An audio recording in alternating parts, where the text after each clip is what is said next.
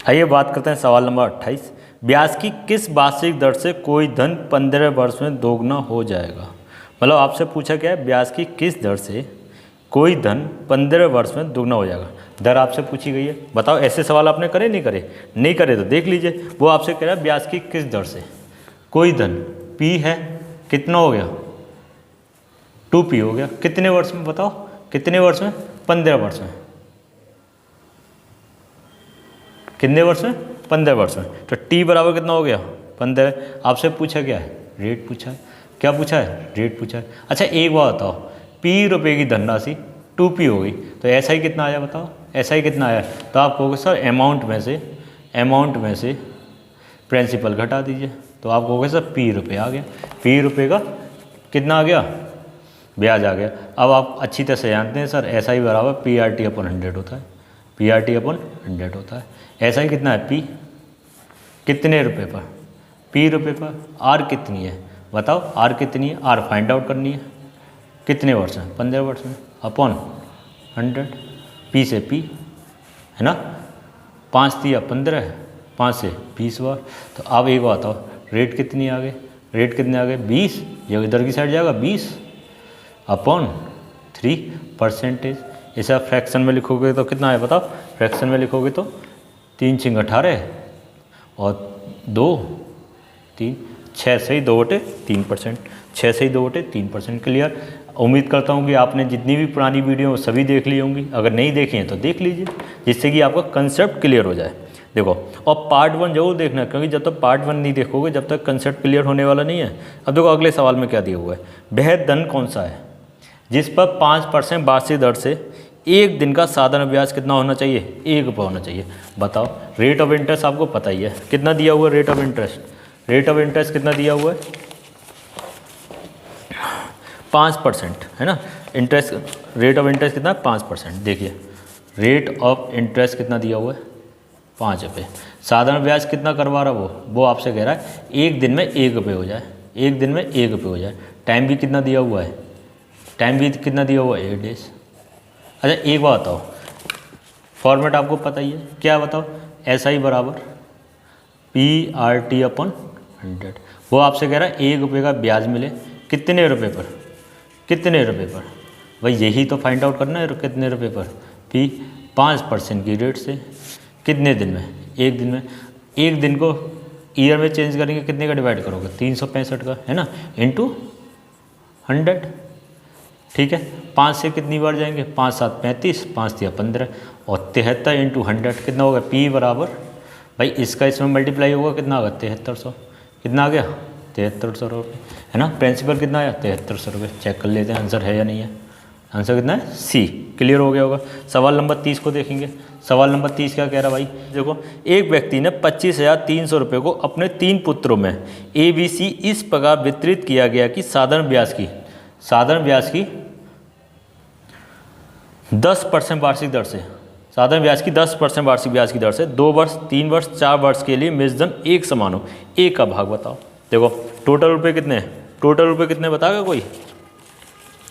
Total रुपए दिए हुए हैं 25,300 रुपये। A + B + C बराबर 25,300 रुपये दिए है ना, ऐसा दिया हुआ है। ठीक है, अब वो आपसे कह रहा है कि भैया ब्याज की दर है 10%।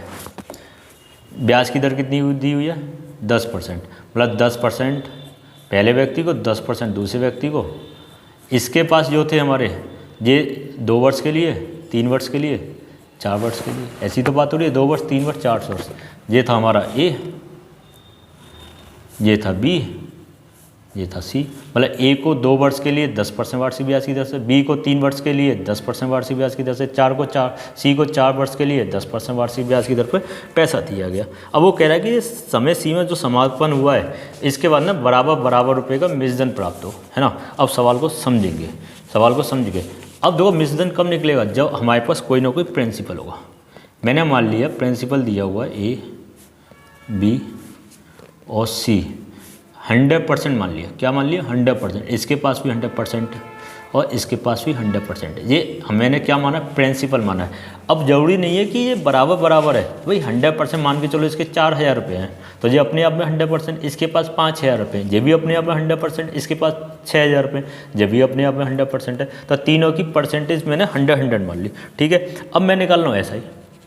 अगर ए के लिए बात करूँगा, ए के लिए SI कितना आएगा, देखो ए के लिए SI मैंने आपको पहले ही बता चुका हूँ कि जब भी SI निकालेंगे तो क्या कहेंगे बताओ, RT%। जब भी SI की बात होगी तो क्या कही जाएगी, RT%।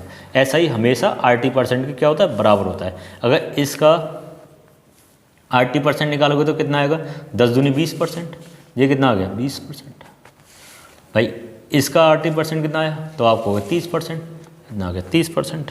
अगर इसके RT% की बात होगी बताओ तो आपको होगा सर 10 का इंटू 4 40%, ये भी क्या आ गया, साधारण ब्याज। अब मिश्रधन बताओ यार, मिश्रधन क्या होगा, इन दोनों का एडिशन, इन दोनों का जब एडिशन करोगे तो इनको ऐड करोगे नहीं करोगे, 120 130 और 140%। अगर इस रेशो को सॉल्व करूँ मैं तो परसेंटेज 0 0 और 0, तो ये आ गया 12 13 और 14। अच्छा ये रेशो किस चीज़ का है, ये रेशो दिया हुआ है मिश्रधन। आपको किसका रेशो निकालना, आपको निकालना है प्रिंसिपल का। किसका रेशो निकालना है, प्रिंसिपल का। हमेशा याद रखो, हमेशा याद रखो कि भाई अमाउंट का रेसिप्रोकल होता है 1/, प्रिंसिपल के, मतलब उल्टा हो जाएगा आपका, है ना, उल्टा हो जाएगा। तो कैसे होगा कि भाई प्रिंसिपल चेंज करोगे, ये हो जाएगा 1/12, ये हो जाएगा 1/13, ये हो जाएगा 1/14, ठीक है।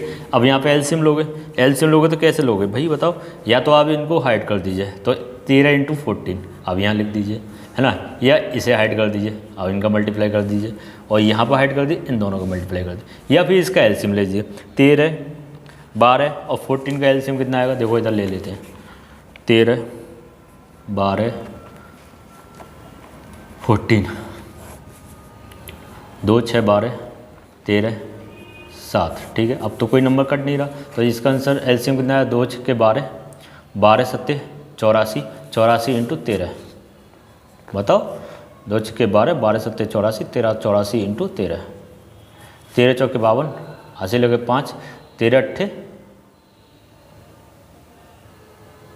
13 8 कितने होते हैं भाई, 104, 13 8 104, 104 और 5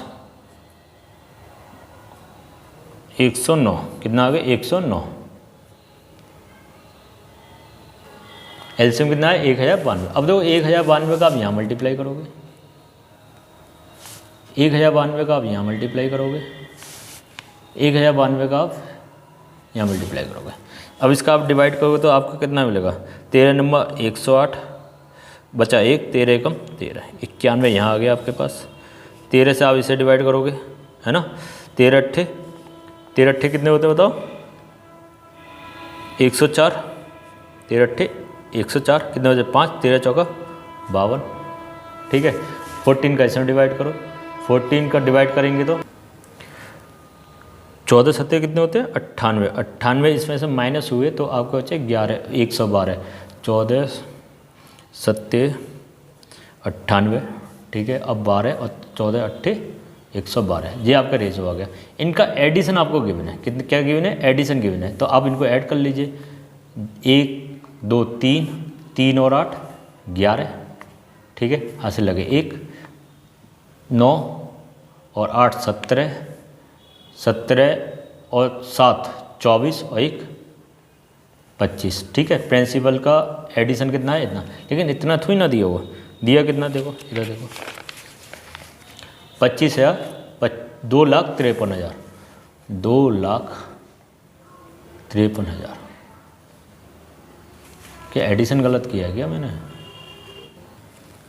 यहाँ देखो यहाँ एक मिस्टेक होगी, यहाँ पर 13 8 114 और 13 8 104 104 5 13 4 52, यहाँ 4 आएगा, यहाँ 4 आएगा। जब 2 एक्स्ट्रा हो गए तो यहाँ 53 आ जाएगा, कितना आ जाएगा 53।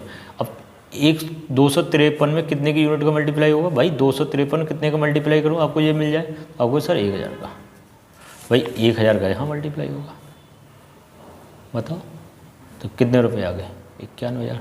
क्लियर है ना, आप इस तरीके से कर सकते हैं, इस सवाल को इस तरीके से करिए, आपको समझ में आएगा, ठीक है। अब देखिए अगले सवाल को देखिए, अगला सवाल क्या है, सवाल नंबर 31, दो बैंकों द्वारा दिए गए 5,000 रुपये के 2 वर्ष के साधारण ब्याज का अंतर 25 रुपये है। इन बैंकों की दर प्रतिशत वार्षिक का अंतर कितना होगा। अब देखो आपको गिवन क्या है, कि मेरे पास 5,000 रुपये एक है, उस पर कितनी 2 वर्ष के लिए R1 से दिया गया पैसा, ठीक है, और इसका अंतर दूसरे वाले को यही 5,000 रुपये 2 वर्ष के लिए R2 से दिया गया है ना, कितना पैसा, ठीक है। इनका अंतर कितना है 25 रुपये, ये भी ब्याज है, और ये कितना दिया होगा 25, 2 जीरो से 2 जीरो, 2 जीरो से 2 जीरो, 50 × 2 कितना आ गया 100 R1 माइनस ये कितना हुआ 100 R2 बराबर 25 है ना, 100 R1 माइनस 100 R2 बराबर 25, 100 कॉमन ले लो, R1 माइनस R2 बराबर 25, R1 माइनस R2 25/100, 25/100 तो कितना आ गया 0.25%, बताओ क्लियर है ना, आंसर कितना आ गया डी, ठीक है। अब सवाल नंबर 32 को देखेंगे, 5,000 रुपये का कुछ भाग साधारण ब्याज की 6% वार्षिक दर पर, 5,000 रुपये का कुछ भाग 6% वार्षिक ब्याज की दर पर, शेष भाग साधारण ब्याज की 9% वार्षिक ब्याज की दर पर उधार दिया गया, ठीक है। 1 वर्ष के बाद यदि कुल ब्याज 390 रुपये हो तो दोनों दरों पर दिए गए धनों का अनुपात बताओ। क्या आप ऐसे नहीं कर सकते? क्या ये सवाल आपको कराया नहीं है? एलिगेशन में साफ साफ ये सवाल मैंने बहुत बार कराया आपको, बहुत बार। देखो मेरे पास टोटल रुपये कितने हैं 5,000 रुपये। वो कह रहा है इन पैसों को ना उसने 6% वार्षिक ब्याज की दर पर तथा 9% वार्षिक ब्याज की दर पर दिया। मैंने मान लिया ये ए है, ए बी है ना, ये ए है ये बी है, इस पर दिया 6% और इसको दिया 9%, ठीक है। अब ध्यान से देखना, मैं एलिगेशन लाऊंगा। मैंने मान लिया कि सारा का सारा पैसा 6% वार्षिक ब्याज की दर पर दिया, सारा का सारा पैसा 6% वार्षिक ब्याज की दर पर दिया। तो बताओ इसको कितना रुपये मिलते हैं 1 साल में? तो आप कहोगे सर परसेंटेज से 2 जीरो कैंसिल हो गए, 6 पंजे 30, 300 रुपये मिल जाते इसे। कितने रुपए मिल जाते? 300 रुपये मिल जाते अगर मैं सभी का सभी पैसा इस पर दे देता। अब मैं आपसे कह रहा हूँ कि ये 5,000 रुपये 9% वार्षिक ब्याज की दर पर दिया, 9% वार्षिक ब्याज की दर पर दिया। तो अब बताओ 1 साल में कितना पैसा मिलेगा? ये परसेंटेज से 2 जीरो गए और 9 पंजे 45, कितना पैसा मिलेगा? 450। क्या इसको इतने ही रुपये मिले? नहीं भाई, इसे तो 390 रुपये मिले। ना तो उसे 300 मिले और ना ही 390, ना ही 450 मिले। कितने मिले?